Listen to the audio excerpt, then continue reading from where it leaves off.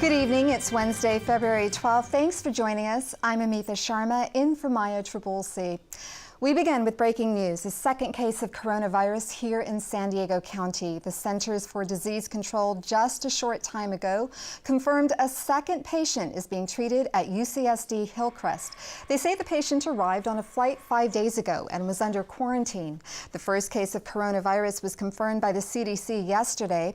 Officials said that patient was a woman among the 232 Americans evacuated from Wuhan, China last week and flown to MCAS Miramar. A CDC spokesperson says both patients arrived on different planes and were housed in separate facilities. We will, of course, continue to stay on top of these local cases and bring you more information as we get it. The UN says it's too early to predict the beginning of the end of the Chinese coronavirus, but the rate of new cases is slowing.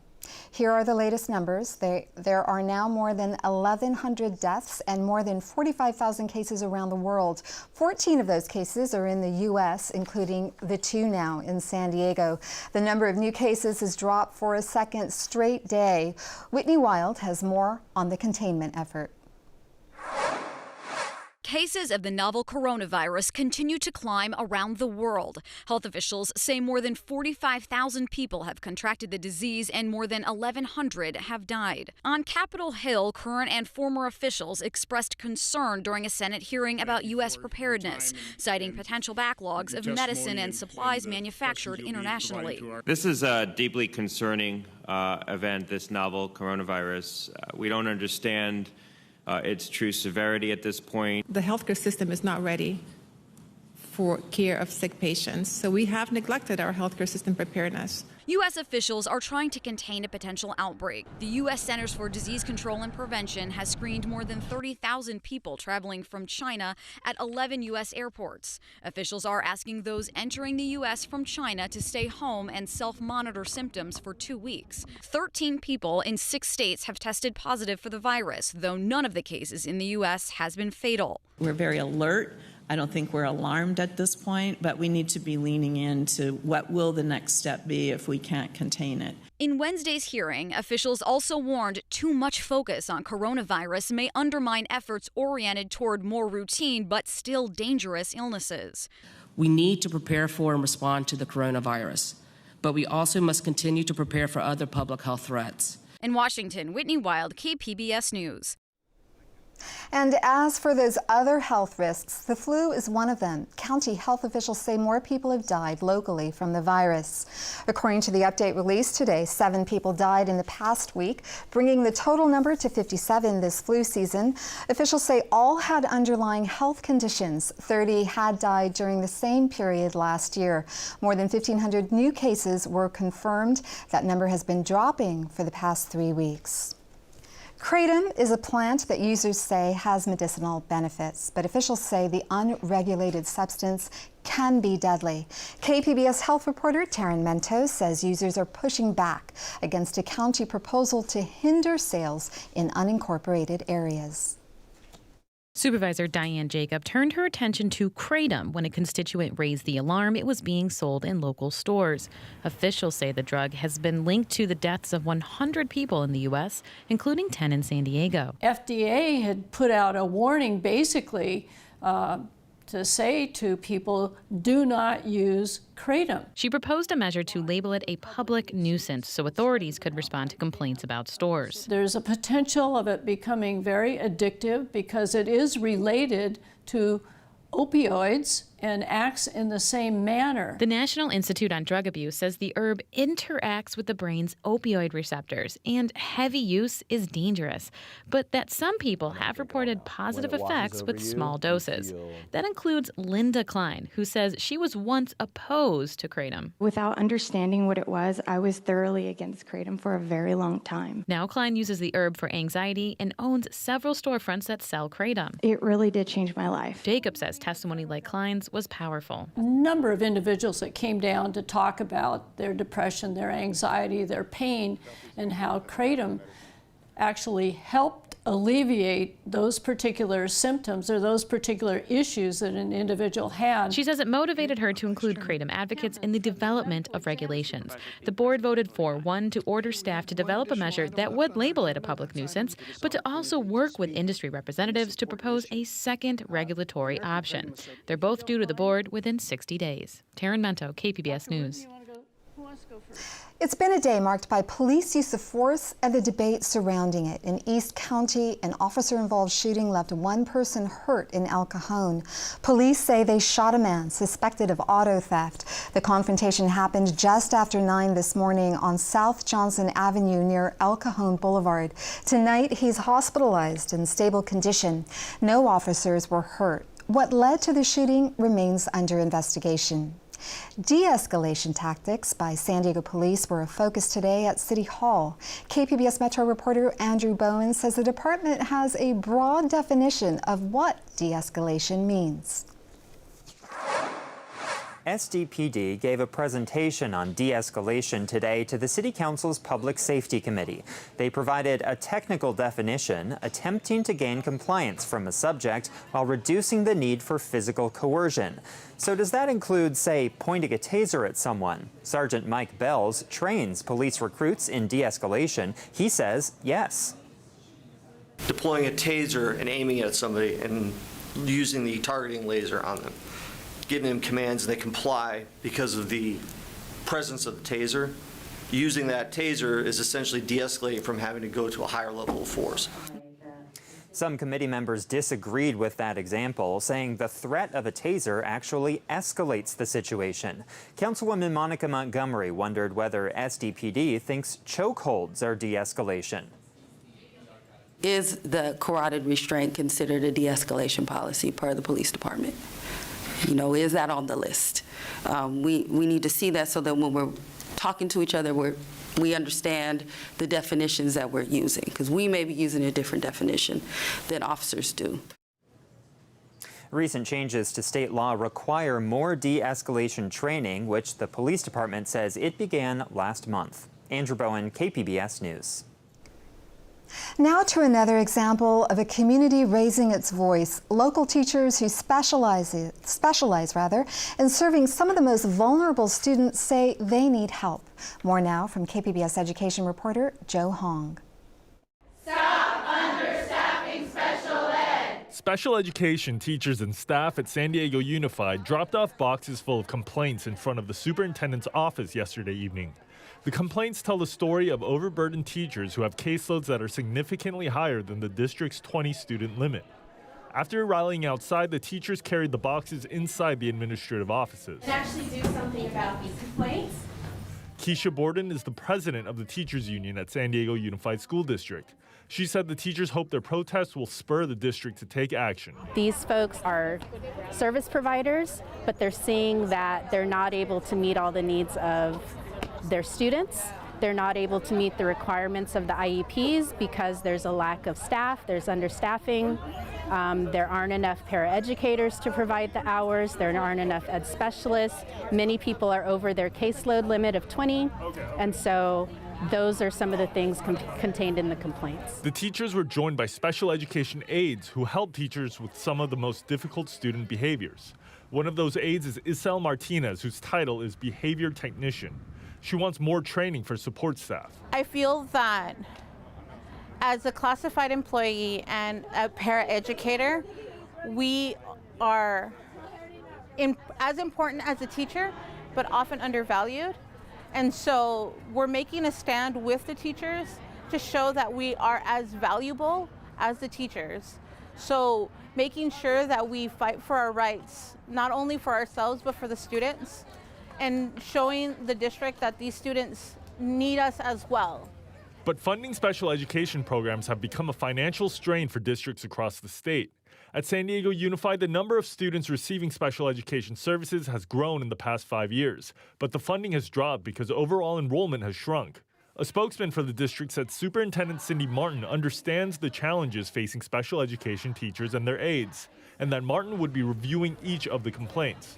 But he said there won't be a permanent solution until the state increases funding. Teachers, meanwhile, remain cautiously optimistic. She said she's open to finding solutions, and so I'm encouraged by that, but we also need to see results. Joe Hong, KPBS News. It was just 1 week ago that President Trump was acquitted in his impeachment trial. Now a new scandal is emerging. As Alex Marquardt reports, the president is accused of intervening in the sentencing of a former campaign advisor. Among the president's staunch defenders, this is a case of overreach. Not by the president, though, but the federal prosecutors handling his friend Roger Stone's case. I got real concerns about overzealous prosecution more than anything else. The Justice Department's overruling of the prosecution's recommended 7 to 9 year sentence for Roger Stone after the president called it a miscarriage of justice left Republican lawmakers only criticizing his active Twitter habit. The president's going to tweet, and I don't think it had anything to do with this.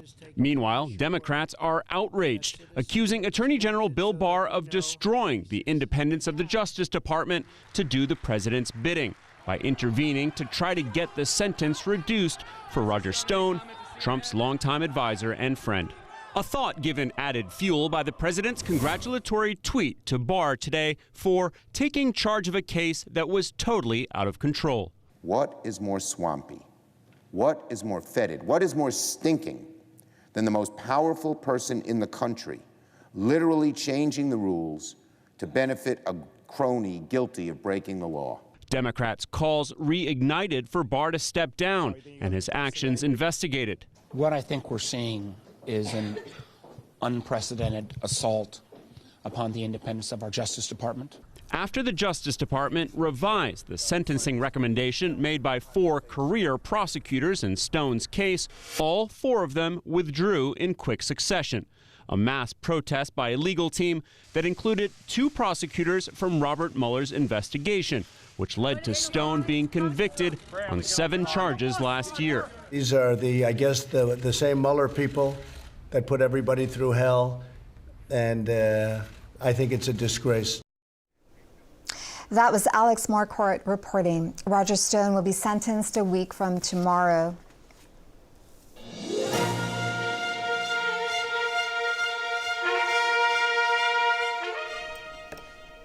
Democrats saw record turnout Tuesday for the New Hampshire primary. With 98% of the vote counted, Bernie Sanders has a small edge over Pete Buttigieg. Both will take the same number of delegates, which determines the party's nominee. Amy Klobuchar had a strong third-place showing. Since last night's vote, 3 candidates, Andrew Yang, Michael Bennet, and Deval Patrick, have announced they are ending their campaigns. California votes March 3rd. There's a new party in the state that aims to fill the middle of today's increasingly divided politics. The Common Sense Party is actively recruiting. But KPBS investigative reporter Claire Trageser found problems with the way it's signing up voters.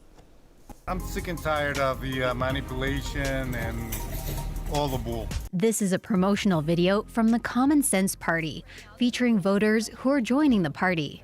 They say they want an alternative to the Democrats and Republicans. It's a lot of bull, a lot of lies, and a lot of bull. Longtime San Diego Politico Julie Meyer-Wright is one of the leaders of the new party. We want to be fiscally responsible. We want to be socially inclusive. We want to reflect the diversity that is California. Hey, is this Elizabeth? I started calling some of the voters to ask why they registered for the party. And I heard some interesting stories, but not about why they joined, really whether they meant to join at all. I was shopping for groceries at this Trader Joe's, actually. SDSU student Cameron Dollinger met up with me to talk about what happened. And there was a man there who was signing people up for, was registering people to vote. He says the man had him fill out a small form with his name, address, and driver's license number. But it didn't have a space for a political party. I think that should have been my first cue, but I wasn't thinking at the moment. I was thinking about getting groceries. Dollinger didn't know it, but he wasn't just registering to vote. He was becoming a member of the Common Sense Party. I got his registration form, and under political party, other is marked and Common Sense is written in. That handwriting is different from the handwriting for his name and birthday. And when I showed the form to Dollinger... Oh, no. This is not something I recognize. That is not my handwriting. I don't remember signing this form out. At least Dollinger knew he was registering to vote. I did sign a petition outside of a popular store. Shelley Sword lives in City Heights. She, like many others I talked to, thought she was simply signing a petition to lower rent in California. But she was also signing herself up for the Common Sense Party. It kind of scares me that someone could do that and would do that. Her signature gatherer likely got paid for signing her up.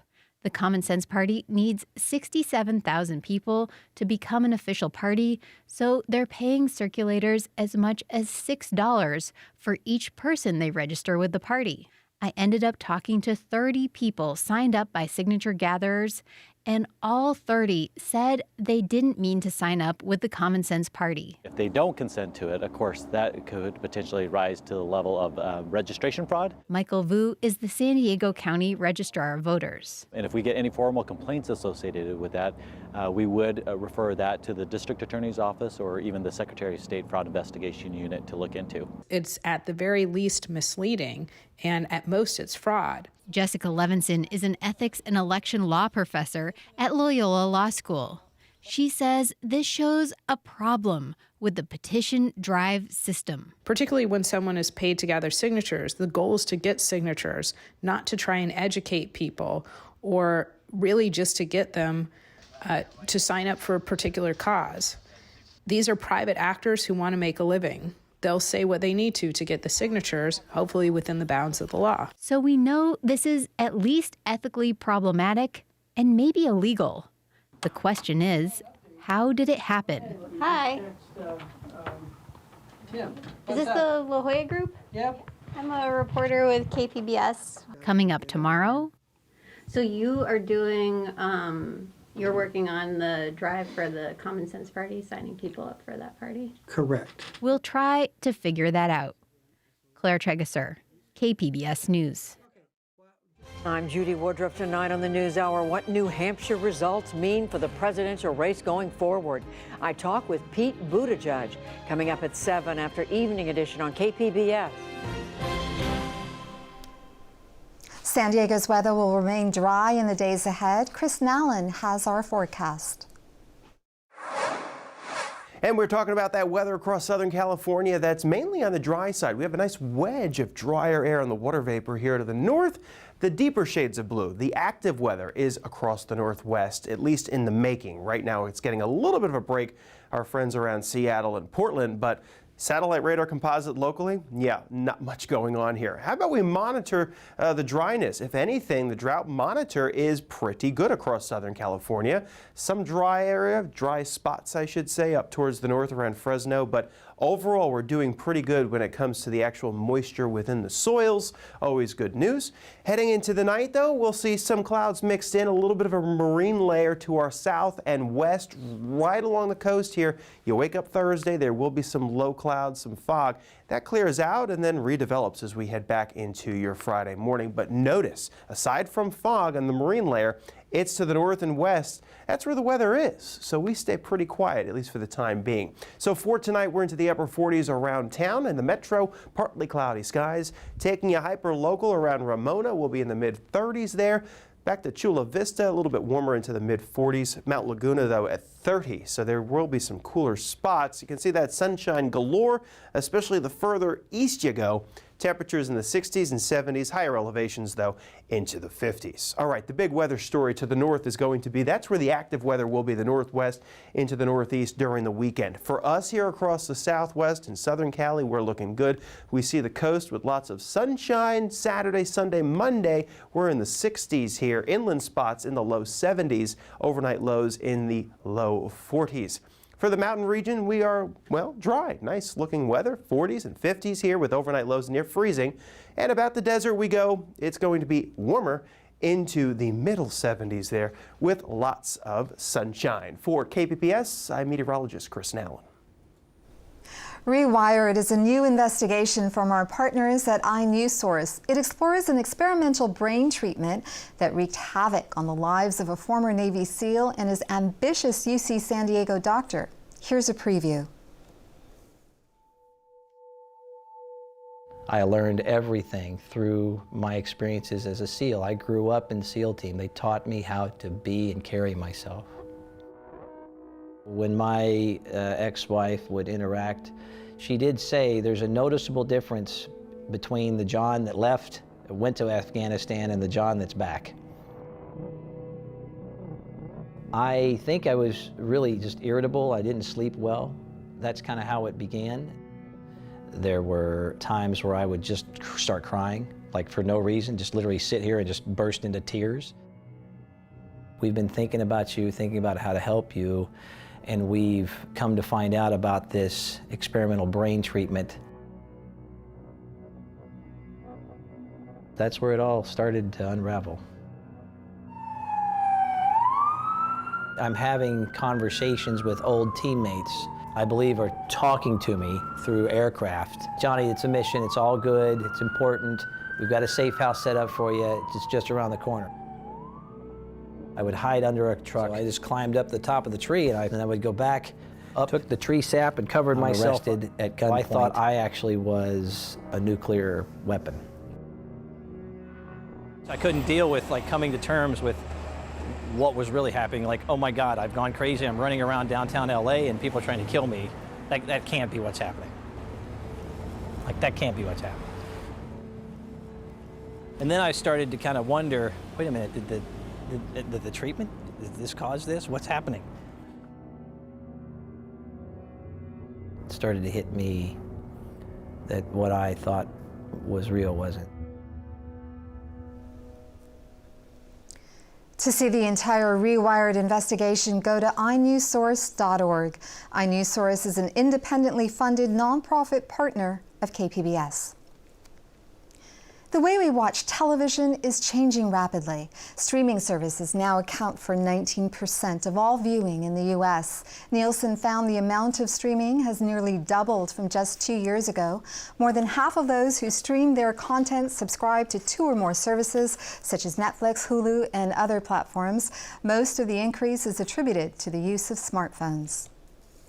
This week, UC San Diego is hosting Changing Tides 2, a telematic translocational concert. KPBS arts reporter Beth Accomando speaks with a pair of professor musicians to explain what audiences can expect from this free multimedia event.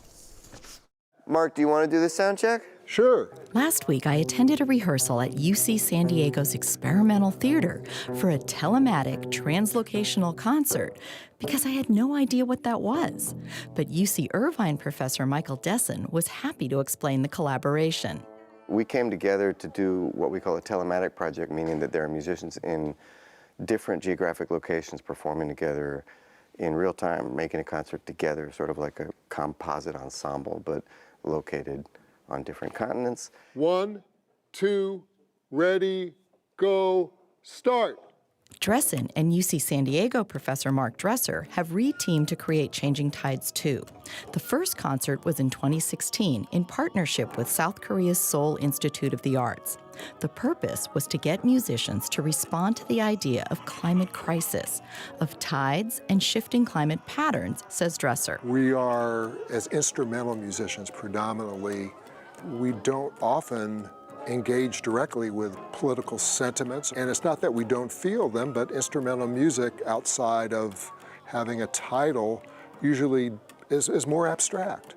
And there's some issues going on, climate change being, affecting us all. That's, you can't ignore it. On the improvisation Sound of the Universe, is that everybody? Dresser and Desson are also musicians creating compositions for the concert and playing instruments. They were eager to mix traditions of the Korean musicians with their own jazz and improvisational backgrounds. My piece will start with individuals from each side doing it like short solos, calling back and forth from one another. One of those solos will be from a Korean pansori singer.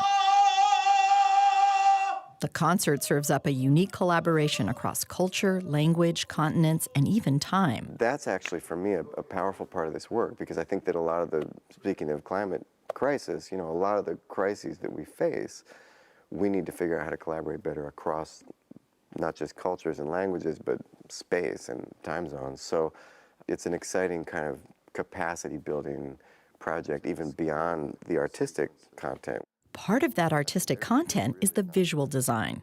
You're going to see a visual design of the stage space that's really unique and was designed originally for this concert, where we're going to be displaying each of the musicians in Korea in different screen, sort of hanging, floating in space a little bit.